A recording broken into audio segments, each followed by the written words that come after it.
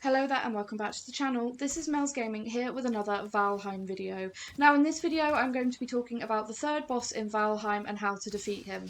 Now the third boss you will come across in Valheim is called the Bonemass and he will be found in the swamps. To find his location on your map, all you need to do is head to the swamps and enter the sunken crypts, which are pretty easy to find. They're basically small stone buildings with flaming torches outside that glow green, and you can enter them, go through them, you'll find metal scrap in there for iron, so iron scrap, and then you can basically, as you progress through, you'll find the little tablet, you click it, it registers the location, and then you know where to find the boss. Now, to summon the boss, you will need something that you will find in these sunken crypts. They are called withered bones. The clue that is given is on the back of the skull, which is actually the summon point for this boss, which says cook their remains. And what that is basically telling you is that you need the withered bones from the crypts. You only need 10 of them, so you don't need a whole lot, and the crypts do give you plenty, so you'll be able to summon this boss more than once if you need to. Now, in order to defeat him, he is not weak to any other type of damage other than blunt. So only blunt damage pretty much hurts him. And he is a boss that uses poison to his advantage. He is basically a giant, I think they're called globs or blobs in the game, and which are the small green enemies that you'll find in the swamps that jump around and jump at you and poison you. And the poison damage is what makes this boss more difficult than the previous two bosses that you will have fought. Now, to counter his poison, you can use the poison resist mead. And here you go, I'm using arrows, but you can see the arrows is doing absolutely no damage, whereas running and attacking him with the iron mace is helping. And there is some of those green blobs I was talking about just now. Now, the poison resist mead will only give you a certain amount of poison resist. It's not going to stop you from getting poisoned completely. Now, that can be a problem because the poison is really what does a number on your health in this fight. And the fact that we had such a really bad spawn location for him, because there was, I think, 3 Draugr spawns nearby, there was a goblin camp nearby, or the fueling camp nearby, there was skeletons, and it was just mad. This fight went quite poorly. We all died many times, but we did manage to get it done after several, well, I think it was about 40 minutes of dying and then getting our health back, getting our gear back, running and attacking him. Now, the iron maces did do the best job on this guy, but if you can use any other blunt damage weapon, then you're going to do well. I like to use the stag breaker against the small blobs as it pushes them back, and it does a really, really good amount of damage on them. Now, something that you're going to need to do with this boss is pretty much kite him around, because what he will do is he will aggro on one of you, and then if the others can go and smack him from behind, that is really helpful, because he does have an attack where he will, like, slap you with his arms. And something else that he will do is he will spawn the green blobs that I was talking about by sort of ripping a chunk of himself off and throwing it at you.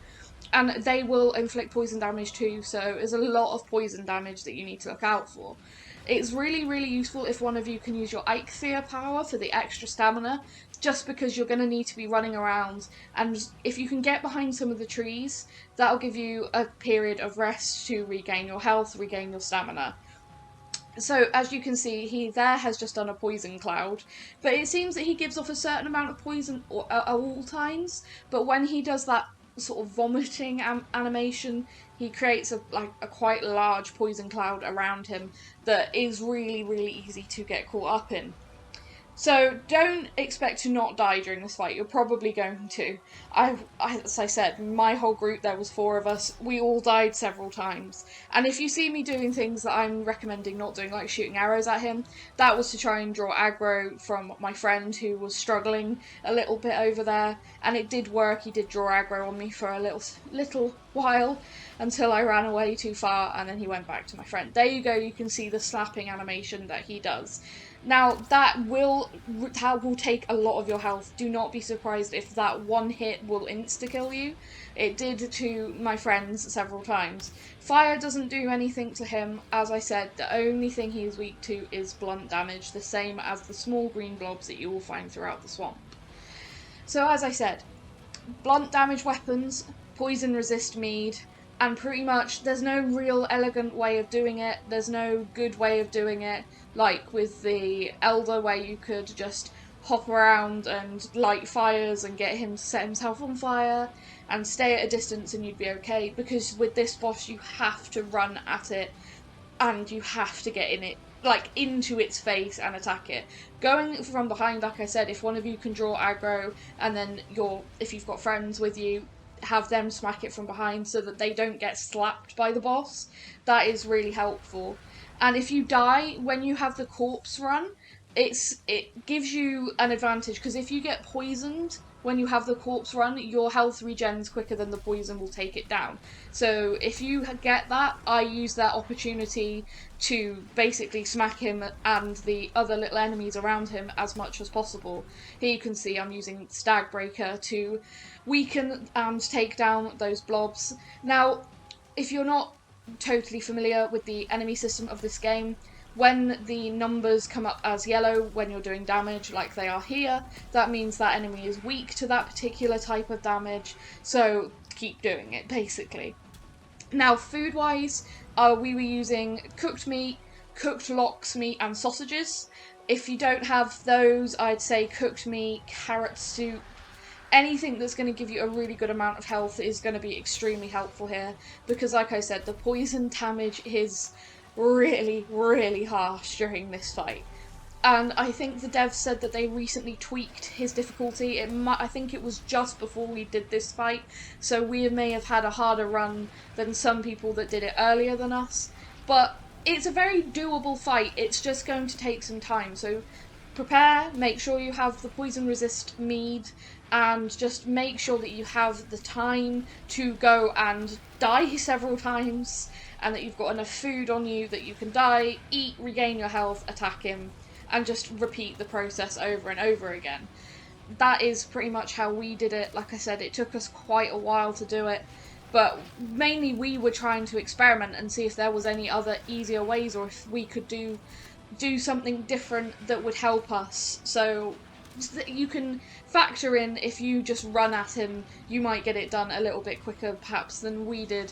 And if you have, like health potions and stuff, like we didn't have those, we just used the poison resist because we thought that would be enough. So if you can have any health healing potions or anything, that will probably help you. But like I said, don't be afraid to run in and attack him, and if you do die, just come back, pick up your gear, and get moving again, and it should be okay. I died many times during this fight, just because I charged straight at him, and I found that that was the best way, is if you die, just come back, grab your gear, get your health back quickly, and then just charge straight at him. Even if it does kill you, you will do quite a good number of damage. Now, something that we noticed with this boss is he also does heal himself, very slowly, albeit, but he does heal himself. So if you try and keep back for too long, you are going to start losing the progress you've made. So beware of that, because, like I said, it is quite slow, and we weren't sure if he was, but then we noticed that it definitely was healing himself. So, yeah, really interesting mechanic, because the other two bosses, I didn't see that happening. Maybe it's just because we took them down a lot quicker than we took this one down. But this guy is going to drop you some stuff that's going to be really particularly helpful. He's going to drop you the wishbones, and obviously his trophy. Now, the trophy you'll take back to the altar, and I'll talk about the power that he gives you in a minute. But the wishbones have a very specific purpose. Now, I will have a screenshot of Hugin, I think that's how you say his name, the Raven, anyway, coming down. He's the Raven that comes and helps you all the time, so you should recognise him by now. He comes down and actually tells you what the wishbones are used for, so I have included that screenshot so you can see. Now, they are really, really helpful. We had a very quick use of them last night and found them to be extremely good, so taking this boss down is really worth it. Even if you have to spend an hour just dying, coming back, and doing a little bit of damage each time, I really would recommend doing it, because those wishbones are really, really good. Now, like I said, he is going to give you a certain power, like all the bosses do. This one is one of the most helpful things, I think, personally, that we've come across. Eikthyr is a really good power because of the stamina. The Elder was not so great with the woodcutting, but this guy gives you some damage resistance. So if you are in a group, if one of you can have Eikthyr for the extra stamina, because when you use your boss power, if you're in a certain radius of the other people that you're playing with, it also activates for them. So if one of you can have Eikthyr and one of you can have the Bonemass power, you are going to be really well set. Another thing that we had attacking us during this fight was the Draugr, that's how I pronounce it. I'm probably saying it wrong. If you know a better way of pronouncing it, please tell me. But I say Draugr. So they were also attacking us. Like I said, they had a spawn really close, which wasn't helpful. And every time we tried to go and take the spawn down, we just couldn't because there were so many other enemies. We even had wraiths and stuff trying to attack us during this fight. It was pretty insane. Like I said, the power he's going to give you is going to be really, really helpful, and so are those wishbones. So if you can take him down, I do really recommend doing it. You don't even have to have the poison resist, in my opinion, because like I said, it only gives you a certain amount of resistance. It's not like a full immunity, which we were kind of expecting when it said poison resist, because the cold resist gives you a like pretty good. Like, I went up into the mountains using one cold resist potion, and it's 10 minutes of just no damage. So we were expecting that with the poison, but that's not quite how it worked. Here you can see me and my partner were doing the thing where one of us would draw aggro and the other would smack him in the back, and we were doing that back and forth to try and get some extra damage on him. But that is pretty much all you need to know. As I said, I have included the screenshot of Hugin the Raven talking about the wishbones, so you can see exactly what they're used for and what the game describes them as being used for. I also have included the placing of his trophy on the altar, the sacrificial stones that you spawn in at the very beginning, because I would imagine that if you're wanting to fight this boss, you want to know what he's actually going to give you and whether it's worth doing as quickly as you can or whether you can wait. In my opinion, in summary, I would definitely say go for it. Like I said, don't be afraid to die.